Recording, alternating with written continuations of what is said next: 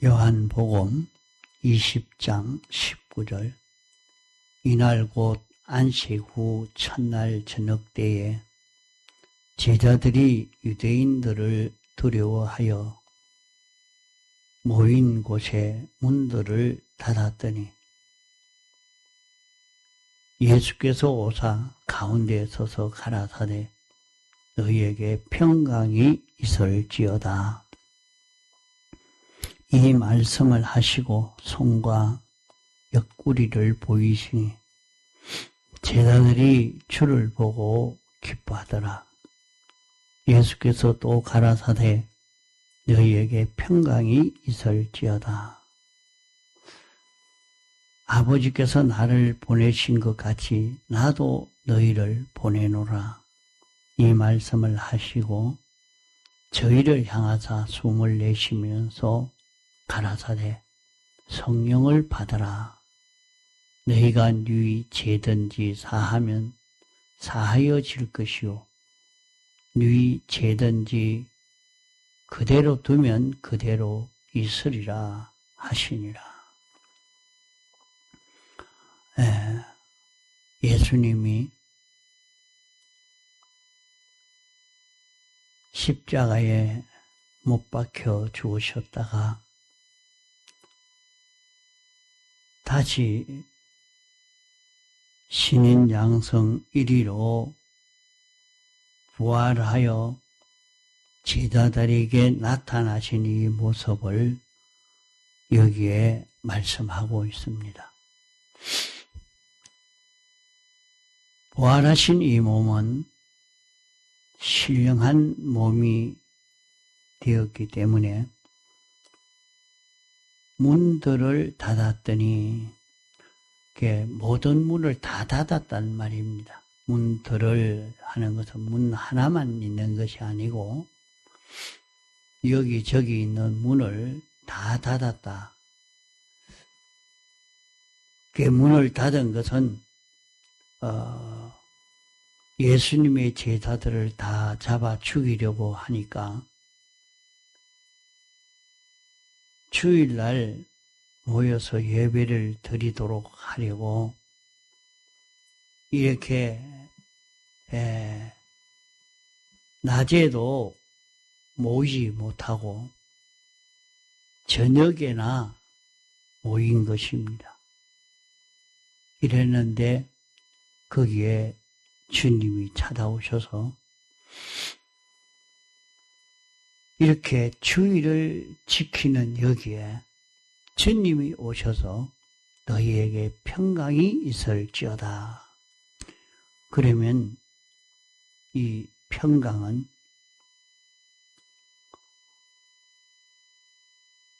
인생이 죄로 말미암아 영원히 멸망받을 수밖에 없고 사망과 고통을 당할 수밖에 없는 것이 인생인 것입니다. 그것은 죄로 말미암아 온 것입니다. 그 죄로 말미암아 인생에게 사망과 고통과 모든 질병과 죽음이 찾아오게 된 것입니다. 그러나 이제 예수님이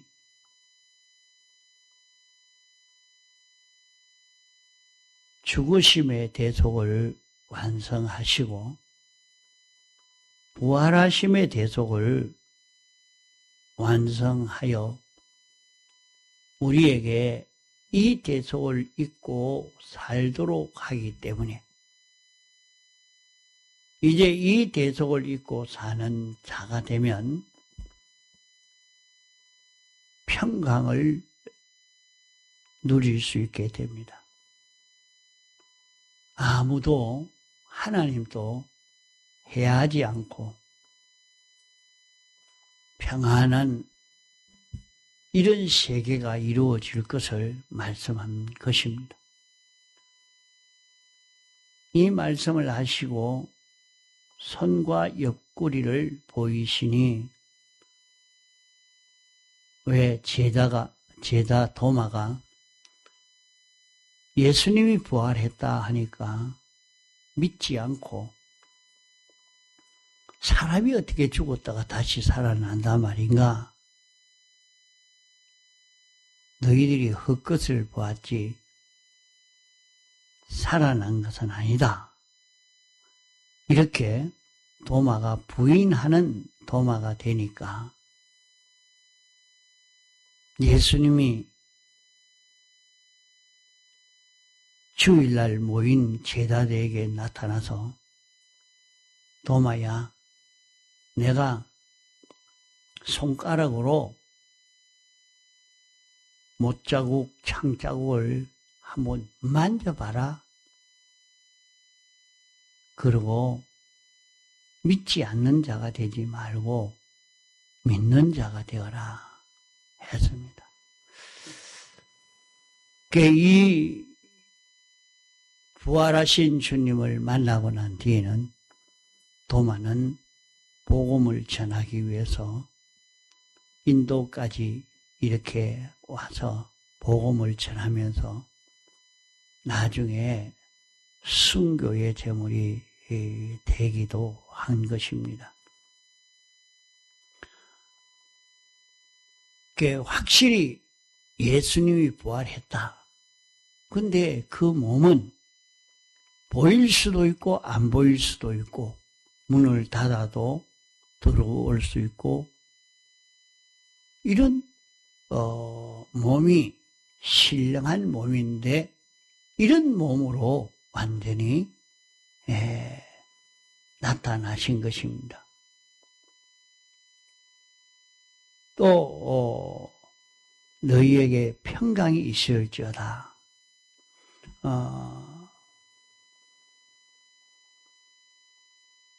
어떻게 평강이 이루어지느냐? 하나님은 인생을 멸하시려고 하고 인생은 죄로 말미암아 하나님의 저주를 받아서 멸망받을 수밖에 없는데 이제 예수님의 대속의 공로를 입으면 그런 멸망이 하나도 없는 이런 우리가 되어진단 말입니다. 이 일을 위해서 아버지께서 나를 보내신 것 같이 나도 이제 너희를 보낸다. 그러면 이 말씀을 하시고 저희를 향하여 숨을 내쉬면서 성령을 받아라. 주일을 지키니까 주일날 성령을 받게 된 것입니다. 숨을 내쉬면서 이렇게 성령을 받아라 이렇게 하니까 이것을 순전히 육적으로만 생각해서 해석하는 그런 사람도 있지만은 그렇지 않습니다. 여기에 성령을 받아라. 이제는 주님이 우리 안에 와가지고 내주하시면서 이제 주님이 역사하시는데 이 주님이 역사하시는 이 역사를 따라 사는 여기에서 이런 역사가 일어날 것을 말씀하고 있습니다. 너희가 누구의 죄를 사하든지 죄를 사하여 주면 죄를 사함받게 되고 사해 주지 아니하면 그 죄가 그대로 있게 된다. 그럼 이것은 신부나 목사님을 두고 한 말이 아닙니다. 우리 모든 성도가 다 다른 사람의 죄를 사해주면 죄를 사해줄 수 있는 권한이 있느냐? 어떻게 해서 사해줄 수 있느냐? 이해하기가 참 어려운 그런 말씀입니다.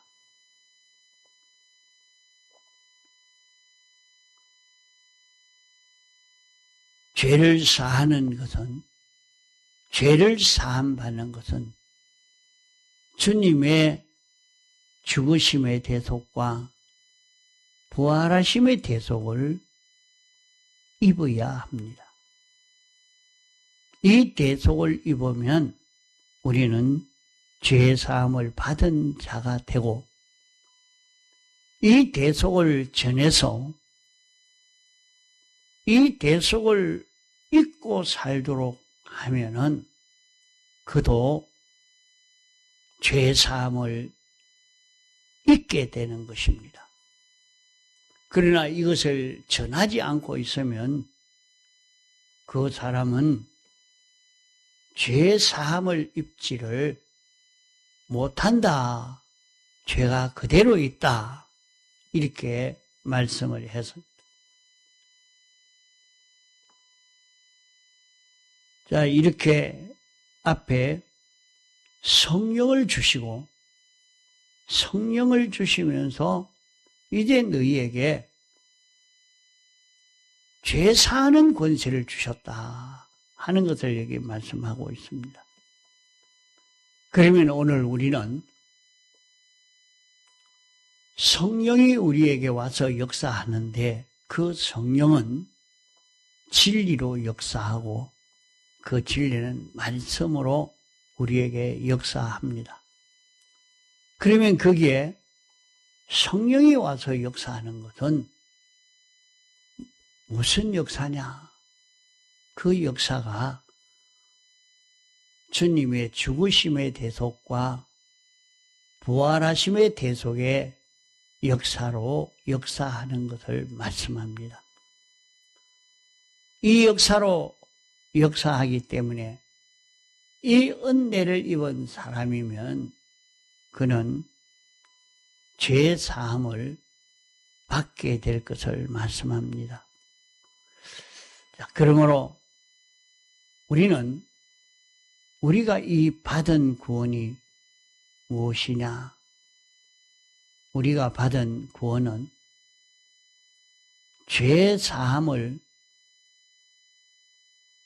죄에서 완전히 벗어나도록 주님이 대신 십자가에 못 박혀 죽으심으로 완성한 사죄를 받는 것이요, 또 주님이 대신 죽기까지 복종하심으로 완성한 의를 입는 것이요, 하나님과 화목을 이룬 이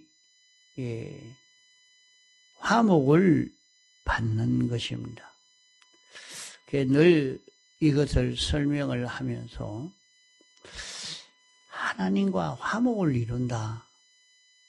그게 어떻게 화목을 이루는가? 이 사제도 이해되게 잘 말씀했고, 그런데 화목은 어떻게 이루어졌는가? 이것은 아주 자세하게 이렇게 잘 듣지는 못했습니다. 화목이라 하는 것은 하나님과 우리가 삐뚤어짐이 없고 하나가 되어질 수 있는 요것인데, 그게 어떻게 되느냐? 주님이 죽으심으로 되었다. 주님이 세상에 살 때도 당신 주장대로 하나도 하지 않았습니다. 전적 하나님이 시키는 대로 통하고 정하신 것입니다. 그렇게 사시다가 십자가에 못 박혀 죽으심으로 그렇게 사는 것으로 완전히 끝을 다 맺은 것입니다. 완성을 한 것입니다. 주님 안에 하나님이 오셔서 하나님이 주장하시고, 예수님의 인성은 하나님에게 완전 복종이 되어서 완전 하나가 되어서 움직이는 요 걸음을 걸어가신 것입니다. 이렇게 해서 화목을 이루었는데, 그러면 예수님이 죽으심으로 사죄와 칭의와 화친을 이루신 요것이 이제 영생하는 생명입니다. 요것을 완성하여 만든 것이, 요 세 가지를 해서 완성한 것이 예수님의 영생하는 생명이라, 바로 예수 그리스도라 하는 것입니다.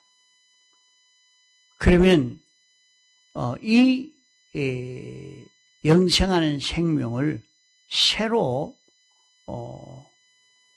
창조한 것입니다. 새로 창조한 것입니다.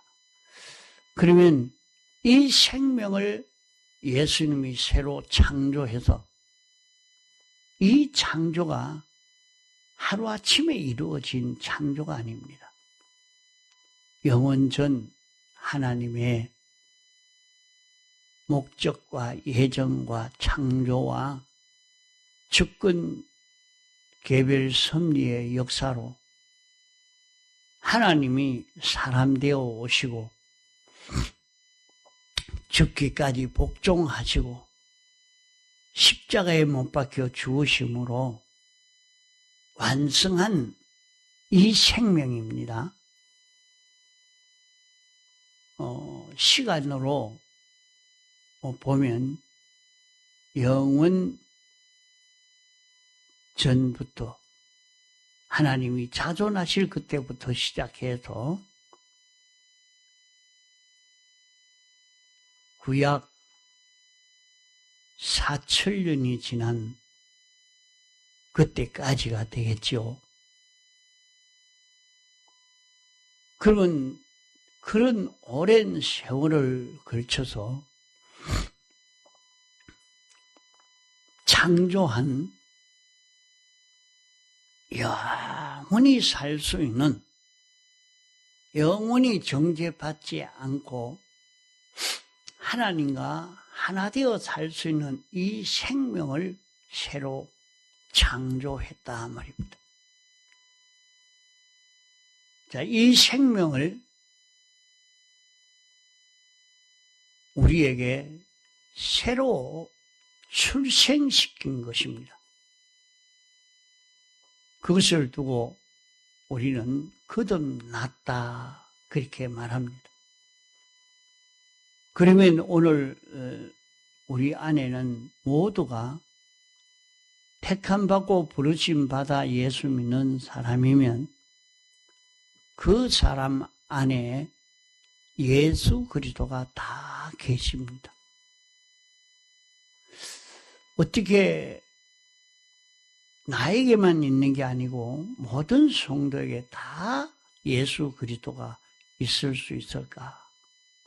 이 생명은 끊어질 수 없는 연합된 하나로 된 이 생명이요, 이 생명이 모든 성도 속에 다 같이 있는 것입니다. 자, 이 생명이 우리 속에 새로 출생해서 영생하는 생명이 되어 우리 속에 있단 말입니다. 이것을 실제로 우리가 알고 이걸 느끼고 이 생명 따라 살 수 있는 자기가 되려고 애를 써 가야 합니다. 우리가 아무리 죄 없는 자가 되려고 해도, 어려운 사람이 되려고 해도 우리가 무슨 힘이 있고 무슨 능력이 있습니까? 아무리 죄를 짓지 않으려고 해도 죄를 짓지 않을 수 없는 그런 인생입니다. 하나님 말씀대로 다 지켜 살 수 없는 인생이요. 이런 인생이기 어떻게 죄 없는 자가 되고 어려운 자가 될 수 있는가? 여러분, 예수 믿으면 천국 간다고 하는데 어떻게 천국 갈 수 있습니까?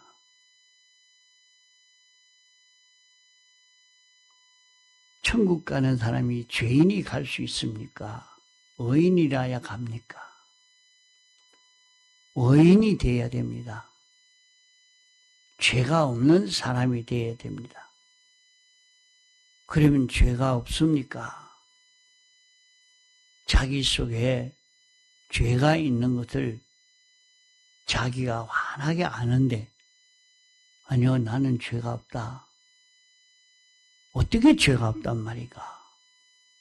내 속에 죄가 있는데,